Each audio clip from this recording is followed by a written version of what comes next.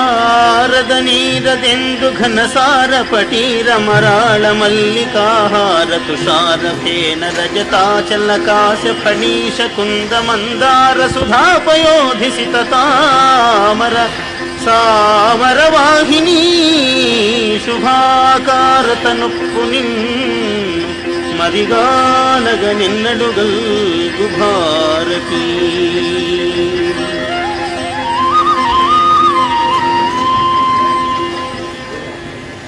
ధవళ ధవళయైన సారస్వత లక్ష్మినే కాక ఆ శ్రీ మహాలక్ష్మిని కూడా ఇలా స్తుతిస్తున్నాడు.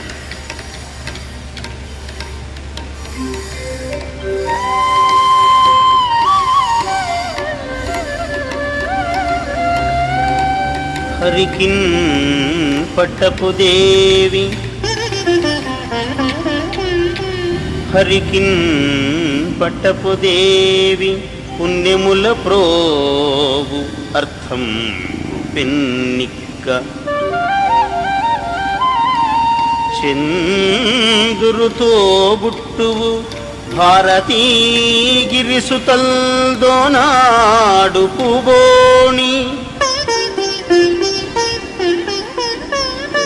తామరలందుండెడి ముద్దరాలు జగమున్ మన్నించు నిల్లాలు హాసురతన్ లేములు వాపు తల్లి సిరి ఇచ్చున్ నిత్య కళ్యాణముల్.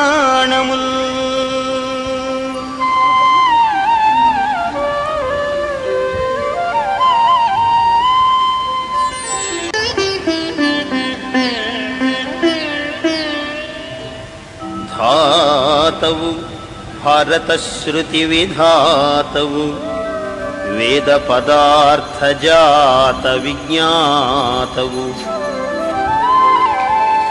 కామముక్ష రిపుషట్క విజేతవు బ్రహ్మతత్వ నిర్ణేతవు యోగినేతవు వినీతుడవీవు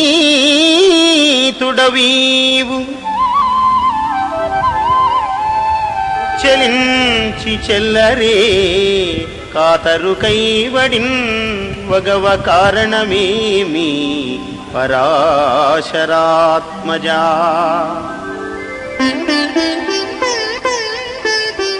వేదవ్యాస మహర్షి గాసట బీసటగా ఉన్న వేదరాశిని ఇది ఋగ్వేదము, ఇది యజుర్వేదము, ఇది సామవేదము, ఇది అథర్వవేదము అని 4 వేదములుగా వింగడించి లోకమునకు అందించిన మహాత్ముడవు నీవు.